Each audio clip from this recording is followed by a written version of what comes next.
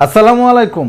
মিরাজ আফ্রিদি এতদিন ছিলেন মানবতার ফেরিওয়ালা আর এখন হয়েছেন বিনোদনের ফেরিওয়ালা।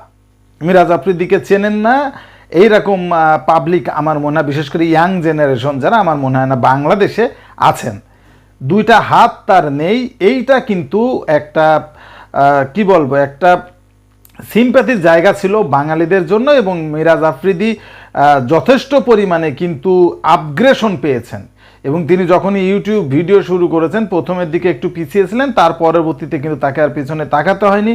তিনি সাধারণত ভ্লগ ভিডিও করে থাকেন এবং তিনি তার ভ্লগ ভিডিওর মাধ্যমে অনেক কিছু দেখান, তার ফ্যামিলি, পারিবারিক অবস্থা সব কিছুই দেখান। রিসেন্টলি সে কিন্তু একটা সেলুনের দোকানও প্রতিষ্ঠা করেছে এবং তত্তর করে সে কিন্তু এগিয়ে চলে যাচ্ছে। কিন্তু এই কাজটা করলো কি, একেবারে মান ইজ্জত সব শেষ করে দিল। এখন আমরা জানি যে বন্যার যে পরিস্থিতি বাংলাদেশের, এই বন্যাকে কেন্দ্র করে অনেকে ভিউ বাণিজ্য তৈরি করতেছে এবং এই মিরাজ আফ্রিদি সেইটার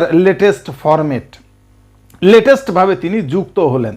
আমরা জানি যে তার সীমাবদ্ধতা আছে, তার দুইটা হাত নাই, তাহলে সেই লোকটা ত্রাণের সাহায্য দিতে চলে গেল ফেনীতে, সেখানে তিনি কি কাজে গেলেন এইটা নিয়ে কিন্তু প্রশ্ন উঠেছে, অনেকেই প্রশ্নবিদ্ধ হয়েছেন তিনি। এবং একেবারেই একটা ছোট ইউটিউবার, মানে কেবল শুরু করছে, দেখলাম যেসব কথাবার্তা মিরাজ আফ্রিদিকে নিয়ে তিনি বলেছেন, সেটা আসলে এক কথায় মানে সেগুলো আমি বলতেও পারতেছি না, আবার না বলেও পারতেছি না।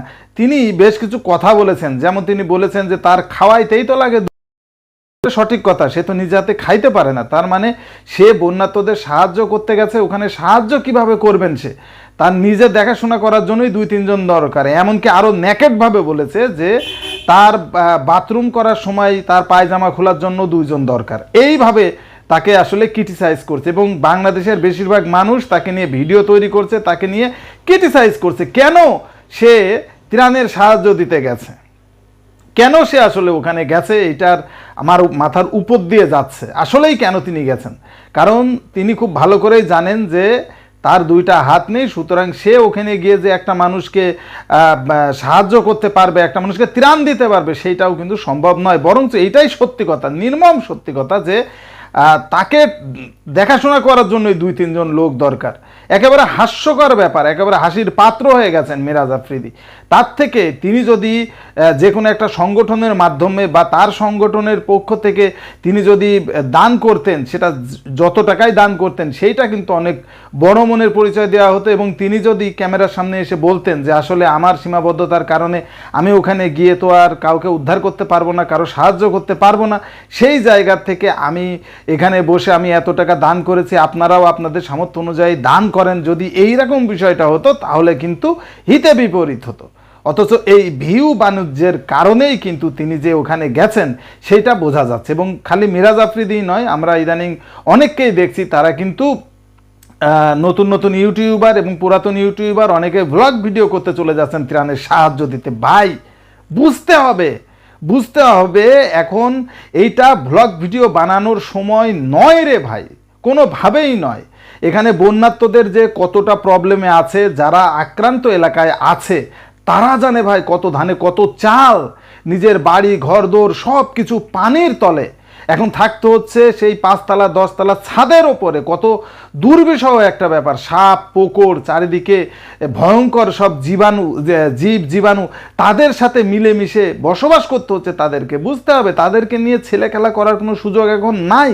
আসলেই মিরাজ আফ্রিদি কাজটা আমার মনে হয় তিনি বুঝে উঠতে পারেননি, না বুঝে হয়তো করেছেন এবং আবেগের তাড়নায় তিনি করেছেন। কারণ আমরা জানি তিনি কিন্তু এর আগে বিভিন্ন জায়গায় মসজিদ মাদ্রাসায় তিনি কিন্তু দান সদকা করেছেন। তার দান করাটা তার একটা ভালোবাসা, তার একটা ফ্যাশন।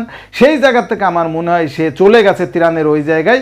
আমার মনে হয় তিনি বুঝে উঠতে পারেননি, যদি বুঝে উঠতে পারতেন তাহলে এই ভুল কাজটা তিনি করতেন না। আপনারা মিরাজ আফ্রিদির এই ত্রাণের যে বিষয়টা এবং সেইটা নিয়ে যে এখন একটা হাস্যরসের পরিবেশ তৈরি হয়েছে, বিষয়টাকে কেমনভাবে দেখছেন কমেন্টসে জানান।